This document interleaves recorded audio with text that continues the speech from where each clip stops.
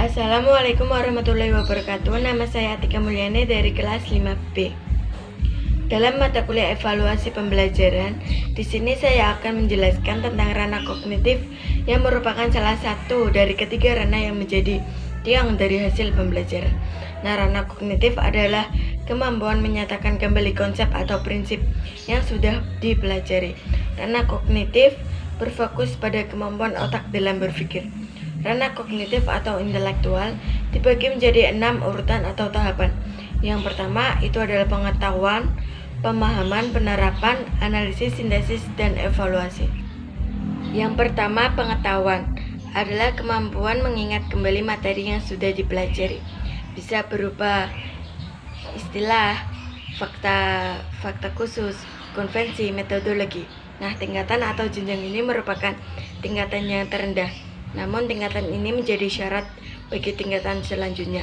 Di sini peserta didik mampu menjawab pertanyaan, namun hanya sebatas hafalan saja. Yang kedua, pemahaman adalah kemampuan memahami materi yang sudah dipelajari.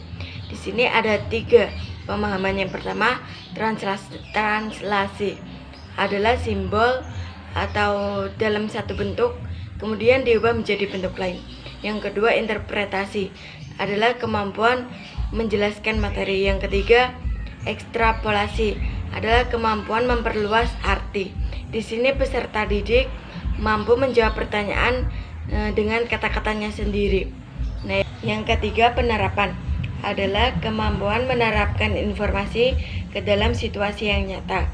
Di sini peserta didik dituntut untuk bisa menerapkan konsep atau prinsip yang dimiliki ke dalam situasi baru.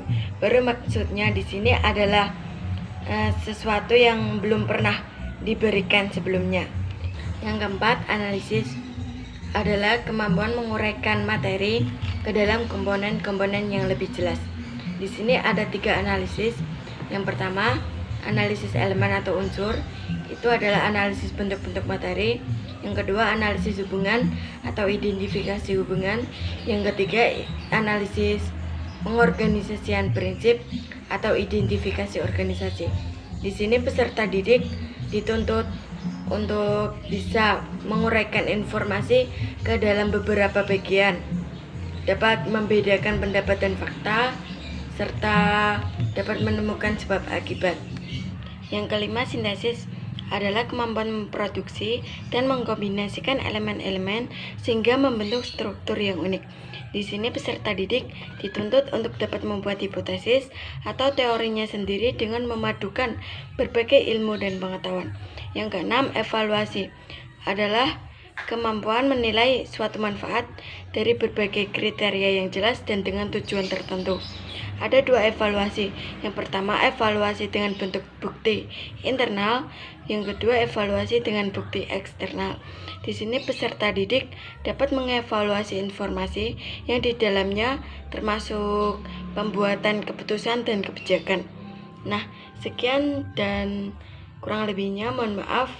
Terima kasih. Wassalamualaikum warahmatullahi wabarakatuh.